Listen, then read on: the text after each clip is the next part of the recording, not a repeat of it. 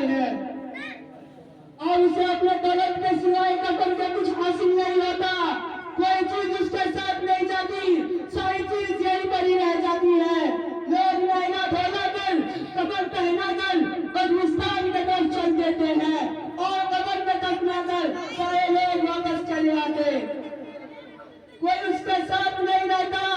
आज दुनिया की कोई चीज उसके साथ नहीं है, सिर्फ एक ही चीज उसके साथ होती है, वो उसकी आमाल, अच्छे हो या बुरे, ये उसके साथ रह जाती है।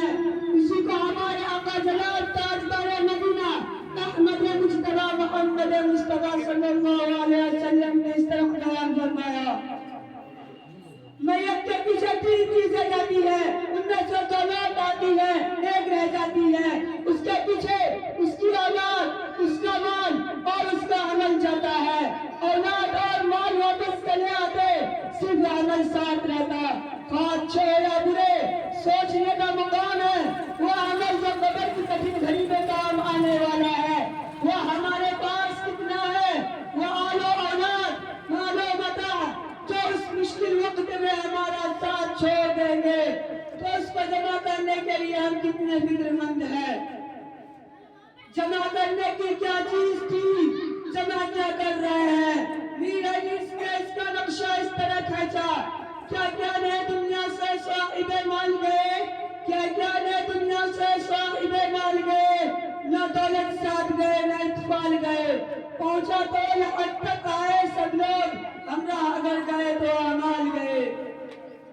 मेरे दोस्तों, सिकंदर बादशाह का नाम आपने सुना होगा, बहादुरी और शजाअत में मशहूर था। नौजवानी के वक्त यूनान से चला और फतह करता हुआ हिंदुस्तान आ पहुंचा, सरजमी पंजाब को फतह कर लिया और आगे न बढ़ा।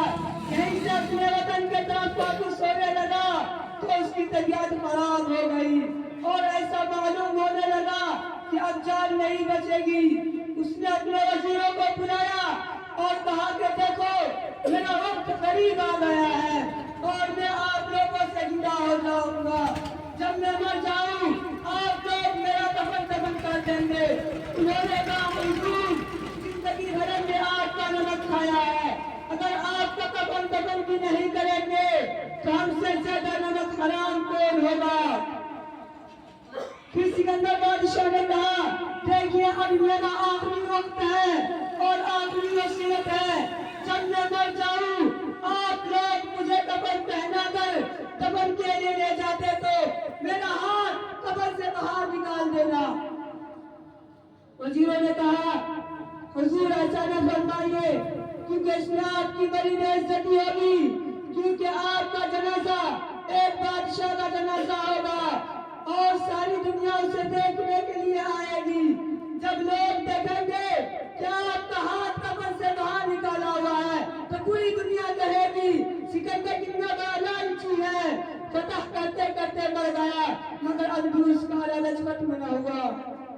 सिकंदर बादशाह ने कहा, आप लोगों ने समझा ही नहीं, मैं इसलिए हाथ बाहर निकाल रहा हूँ ताकि लोगों को नसीहत हो के 7 मुल्कों का बादशाह आज जब दुनिया से जा रहा है तो वो भी खाली हाथ जा रहा है, उसके हाथ में एक रुपया भी नहीं।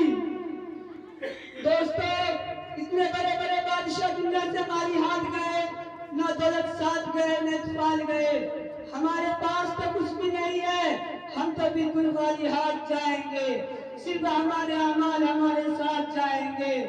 दोस्तों, आज का इंसान ये सोच रहा है अधिक जवानी है कुछ उसका फायदा उठाने दो, जब तारीख बन जाएगी तो हम भी तुम्हारी तरह नमाज पढ़ लिया करेंगे, रोजा रख लिया करेंगे।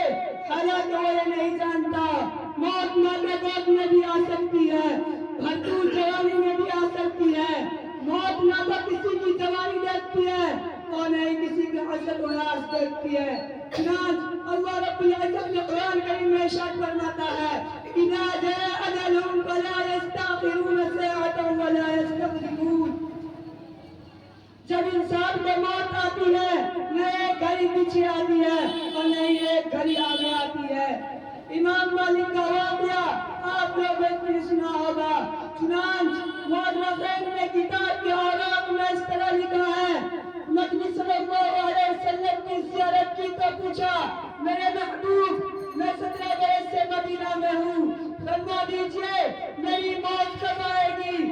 پیغمبر صلی اللہ علیہ وسلم نے آسمان کے طرف دیکھا اور ہاتھ کے 5 انگلیاں اٹھا دیے۔ امام مالک حیران ہوئے، آخر 5 سے 5 مہینے یا 5 ہفتے یا 5 دن مراد ہے؟ علماء ابن سیرین نے جو بات کے تعبیر دینے میں وقت کے بہت بڑے امام تھے، ان کے پاس آدمی بھیجا، حضرت سے جا کر پوچھ کر آؤ اس کی تعبیر کیا ہے۔ کہنے لگے یہ خواب کسی عام آدمی کا نہیں بلکہ وقت کے بڑے اور کسی عالم کا خواب ہے۔ اس آدمی سے پوچھا ذرا بتاؤ یہ خواب کس نے دیکھا؟ رات ظاہر ہوا یہ خواب امام مالک نے دیکھا۔ علماء ابن سیرین نے کہا آقا نے قرآن کی وہی آیت پڑھی تھی، ہم سننے والے علم الا اللہ، موت کا علم 5 چیزوں میں سے ایک ہے جس کا علم اللہ کے سوا کس کو ہے؟ نمبر 1 ان اللہ عنده علم الساعہ، قیامت کب آئے گی یہ علم اللہ کے سوا کس کو ہے؟ نمبر 2 وَيُنَزِّلُ الْغَيْثَ، بارش کب آئے گی؟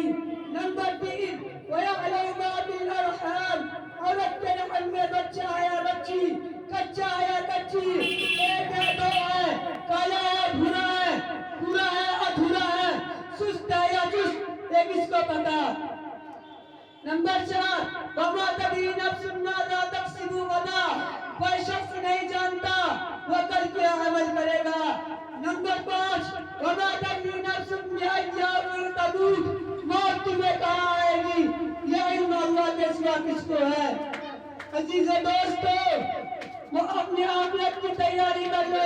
ہم سفر پر جاتے ہیں تو باقاعدہ ایک تھیلا ہوتا ہے، کرایہ ہوتا ہے، بستر ہوتا ہے، انتظام ہوتا ہے، اہتمام ہوتا ہے، طعام ہوتا ہے، تو ہمارا ایک لمبا سفر ہے قبر سے لے کر حشر تک۔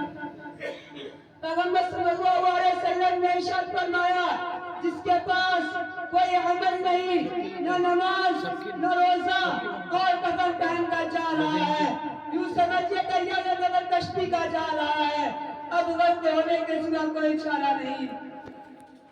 میرے محبوب صلی اللہ علیہ وسلم ہر جمعہ کو مسجد نبی سے نکل کر جنت البقیع جایا کرتے تھے اور فرمایا کرتے تھے میرے صحابہ تم بھی چلو تاکہ اس شہر خاموشہ کو دیکھے جہاں لوگ سوئے تو اٹھے نہیں، چپ ہے تو بولتے نہیں، گئے تو آتے نہیں، گم ہوئے تو نظر آتے نہیں۔ عزیز دوستو، موت ایک نہ ایک دن ہر ایک کا دروازہ کھٹکھٹائے گی، اس لیے اپنی موت سے پہلے اپنی آخرت کی تیاری کر لو۔